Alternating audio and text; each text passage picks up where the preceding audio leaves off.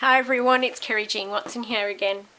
A few months ago I came across Michelle Mooney had done a video from a while ago for a vampire hunter diary. So she put the links in and everything of where she got the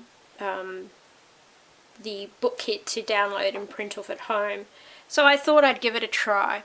I'm very much into making books at the moment, so it was a great project to do that with.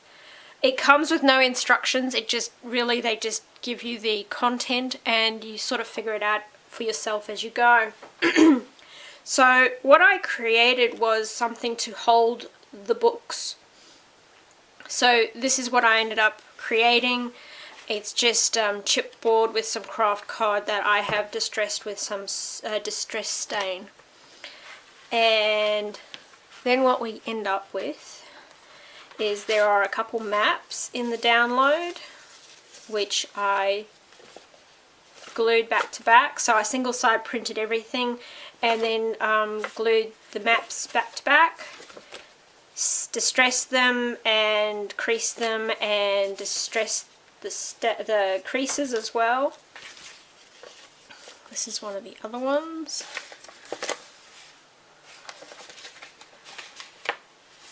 Really lovely old ephemera. It's really great. I'll show you that one in a moment. So you get the journal and you get the sketchbook. This is the sketchbook, and as I mentioned, they just sort of give you the content and you've got to figure out how you want to put it together. With this I ended up single side printing everything and then I glued them back to back and then just constructed this as a book, as a stitched book.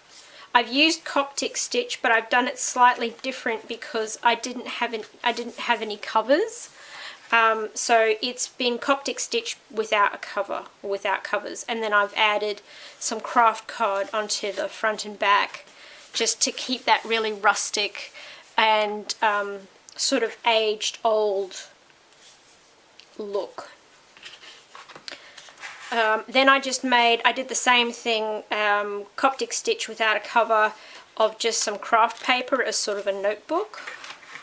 And then this is the journal. So again, what they did do with the journal was they told you which pages was the front and which page was the back. So there is a sequence of how to print it, and you construct it. And there is a full story here. I just haven't actually read it yet, but it was a great project to sort of just print out and, you know, fuss about with on those days where you don't really want to have to think.